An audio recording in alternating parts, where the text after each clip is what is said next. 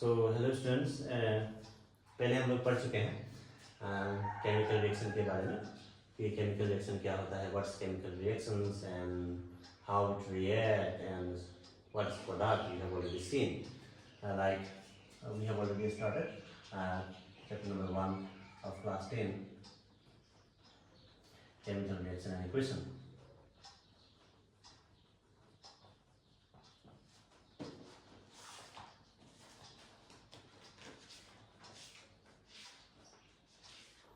Okay, so that day we have seen what's chemical reaction and equations.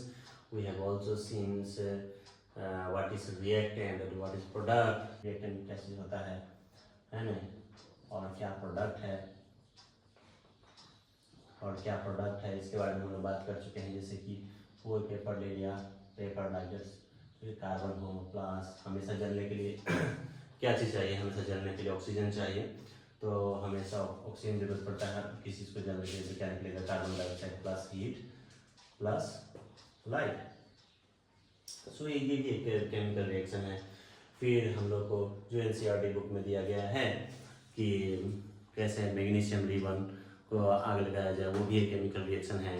और magnesium ribbon को जलाने से पहले कैसे उसको रब कर लीजिए, क्लीन कर लीजिए. हमारे पास मैग्नीशियम रिबन है, पहले बहुत सारी थी, अभी वो ख़त्म हो गया.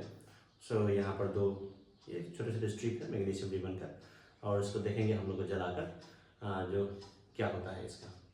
सो हम लोग पहले बात कर लेते हैं. जैसे कार्बन ऑक्सीजन से जलने के बाद carbon dioxide plus heat plus light छोड़ता है. उसी तरह से मैग्नीशियम भी जो जलाया जाए तो ऑक्सीजन तो लगेगा ही. तो क्या बनेगा, मैग्नीशियम ऑक्साइड प्लस हीट और प्लस लाइट छोड़ता है ये. सो पहले वाला क्या रहा, पहले वाला ये जो भी है वो क्या है, रिएक्टेंट है. और बाद में जो फॉर्म हुआ है वो क्या है, प्रोडक्ट है. ओके, तो कैसे हमें मालूम चलेगा कोई चीज़ रिएक्टेंट है या कोई चीज़ केमिकल रिएक्शन चल रहा है या कोई जस्ट फिजिकल चेंज है. सो केमिकल रिएक्शन होने के लिए, कोई भी चीज़ का केमिकल रिएक्शन होने के लिए, how do we know that some chemical reaction is going on. So to analyze that something really chemical reaction is going on or something just simple changing is happening here. So for the really chemical reaction is going on, so we have to check that first heat should be evolved. While doing any chemical reactions, heat should be evolved or light should come out. Not really always, but maybe it's come out, the light is coming out, then it is a sure it is a chemical reaction is going on. Then for other criteria, other criteria for chemical reaction to happen is some criteria we have already seen. So the heat, light, that's the criteria. ये कुछ नियम है, जैसे कि ताप निकलना चाहिए, रोशनी निकलना चाहिए उससे. ये तो कुछ क्राइटेरिया है ही जिससे मालूम चलेगा हमें ये केमिकल रिएक्शन चल रहा है. और भी है, जैसे कि स्मेल भी आ रहा हो in case of other reaction like if you burn like sulphur, then some pungent सड़ा हुआ कुछ स्मेल निकलता है while burning the sulfur or many other gases. Okay, so a smell may be coming out. Then next is a change of color.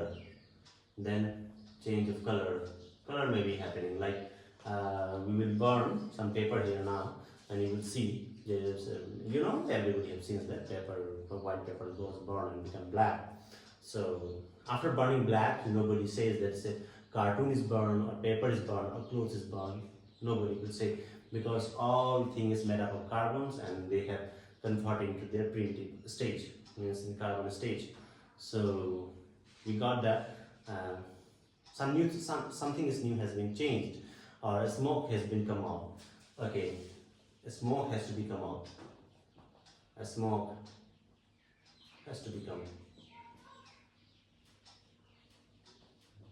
धुआं निकलना चाहिए उससे. Okay, तो क्या होना चाहिए, चेंज ऑफ कलर होना चाहिए, स्मेल होना चाहिए, smoke has to be come out. और यदि ताप निकलता है, यदि हीट निकलता है, then we can say it's a light is a what temperature is changing.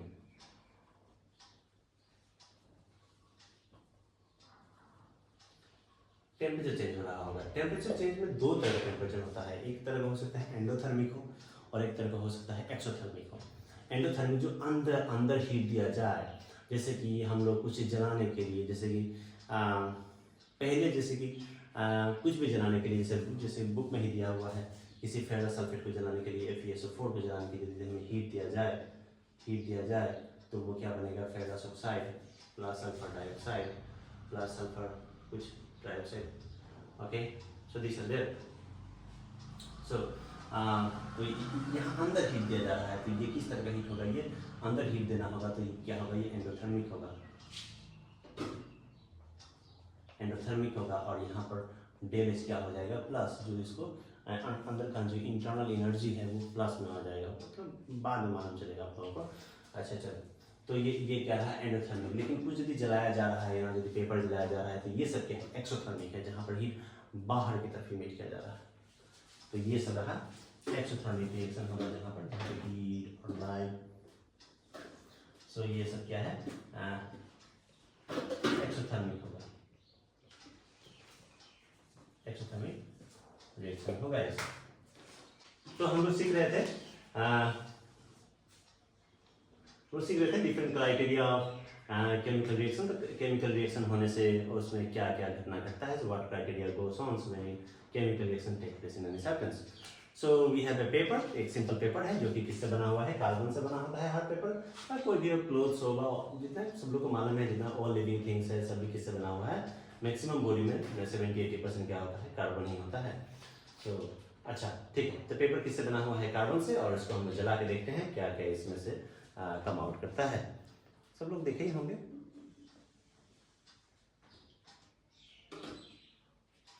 ठीक है, तो हम लोग इस पेपर को जलाते हैं। तो पेपर को जैसे जला रहा हूँ तो उसमें से क्या निकल रहा है, भाई ये भी देख सकते हैं, कैंडल भी जल रहा है, कैंडल भी कार्बन से बना होता है। सो पेपर जो जल रहा है उसमें हीट निकल रहा है, रोशनी भी है, लाइट भी है, और कार्बन डाइऑक्साइड भी निकल रहा है, धुआं भी है, और ये जो ये सब जो है वो क्या है, कार्बन पार्टिकल्स है। तो ये कार्बन डाइऑक्साइड है, हीट है और लाइट है। लेकिन ये कार्बन प्योर कार्बन नहीं है, क्योंकि जलने के बाद इसमें ऑक्सीजन से रिएक्शन कर लिया है, और ये सभी क्या है, कार्बन डाइऑक्साइड है, और क्या निकला है इसमें से, हीट एंड लाइट। तो ये भी एक क्या है, केमिकल रिएक्शन है।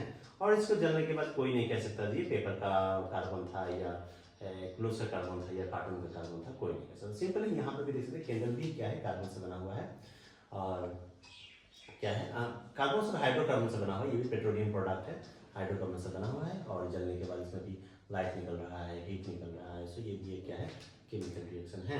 हाँ, इसमें तो क्या क्या हमारा चीज़ फुलफिल हो गया है, यहाँ हमारा फुलफिल हो गया, हमें मिल गया, smoke has been come out, धुआं निकल रहा है, टेम्परेचर चेंज हो रहा है, पेपर को जलाना और कैंडल को जलाने में तो पेपर तो चेंज हो रहा है, टेम्परेचर तो चेंज हो रहा ही है। तो किस तरह का रिएक्शन है ये, एक्सोथर्मिक है। एक्सोथर्मिक इसलिए रिएक्शन से हीट बाहर की तरफ दे रहा है, हीट बाहर की तरफ दे रहा है, इसलिए क्या है, ये एक्सोथर्मिक रिएक्शन है। हाँ, इस रिएक्शन में क्या चेंज नहीं हुआ है, स्मेल चेंज हुआ है, लेकिन कलर भी चेंज हुआ है, क्योंकि अलग अलग पेपर यदि कलर जलाया जाए, कोई पेपर ग्रीन हो, कोई पेपर ब्लैक हो, ग्रीन हो, ब्लू हो, व्हाइट हो, लेकिन हर का कार्बन तो ब्लैक कलर का ही होगा। सो इससे कोई फर्क नहीं पड़ता, तो चेंज ऑफ कलर तो हो ही रहा है।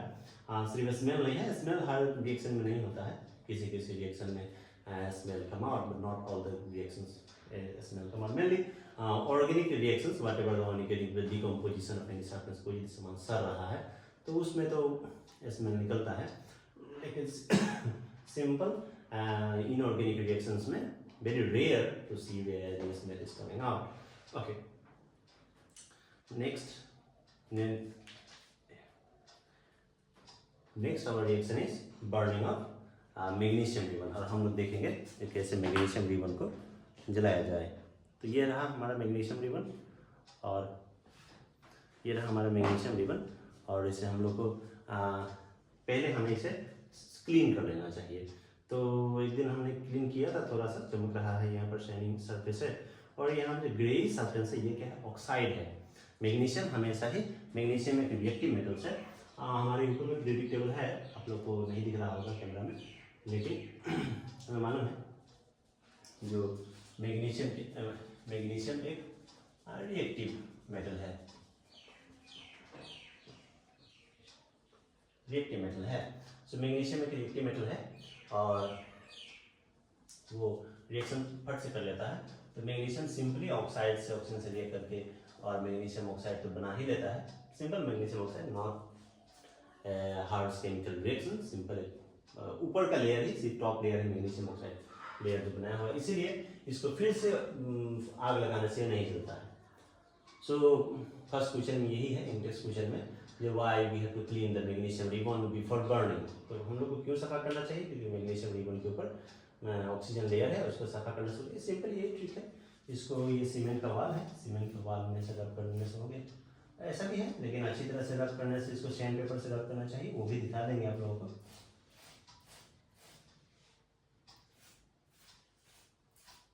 देख लेना चाहिए सरफेस क्लीन है या नहीं।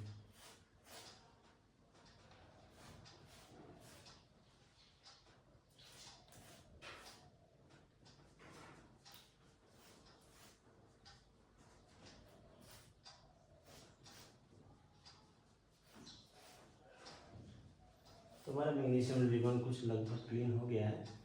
अभी हम इसको जलाते हैं, थोड़ा पकड़ लेते हैं, फिर हीट हो जा रहा है।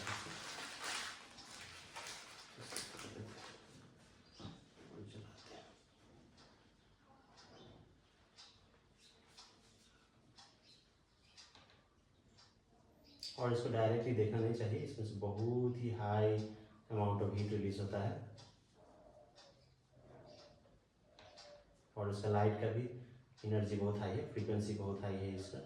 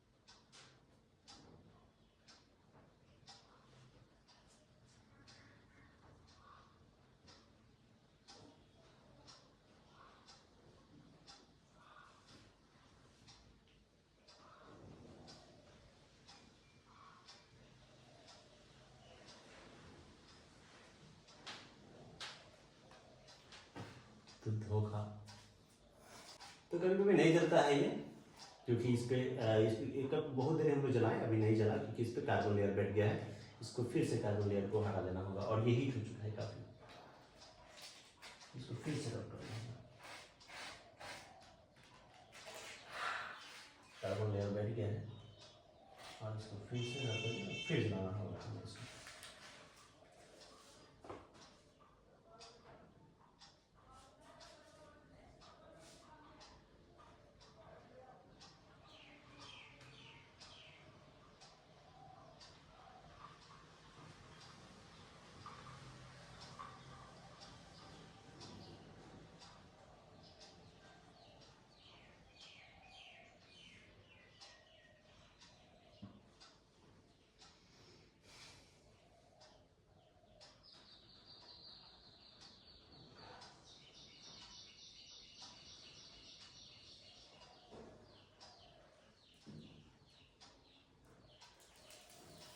तो ये है मैग्नीशियम जल रहा है, तो बहुत ही high amount of heat release करता है और ये जो एयर है ये मैग्नीशियम ऑक्साइड है, जिसका स्मेल जो दिवाली में बम फटाका छूटता है उसके जैसे, क्योंकि उसमें भी यही होता है, मैग्नीशियम ऑक्साइड ही केमिकल होता है उसमें। अच्छा, आप लोगों के नीचे गिर गया मैग्नीशियम ऑक्साइड दिखा,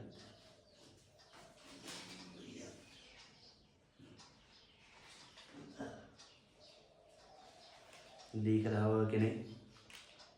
यही वाइट वाइट जो पाउडर है वही मैग्नीशियम ऑक्साइड है और इसको ही फिर वाटर में मिला दिया जाएगा तो मैग्नीशियम हाइड्रोक्साइड हो जाएगा। तो यही रहा बर्निंग ऑफ मैग्नीशियम ऑक्साइड। और मैग्नीशियम ऑक्साइड रिएक्टिव तो है ही, यदि प्योर मैग्नीशियम ऑक्साइड हो तो फट से जल जाता है, लेकिन उसका जो ये टॉप लेयर है उसमें ऑक्साइड लगा होता है, इसीलिए नहीं जलता है। और उसको बार बार जलाना पड़ेगा। तो यही रहा आज का मेनली रिएक्टेंट एंड प्रोडक्ट और basic criteria for chemical reactions, और फिर देखते हैं नेक्स्ट वीडियो में। Thank you. प्रॉब्लम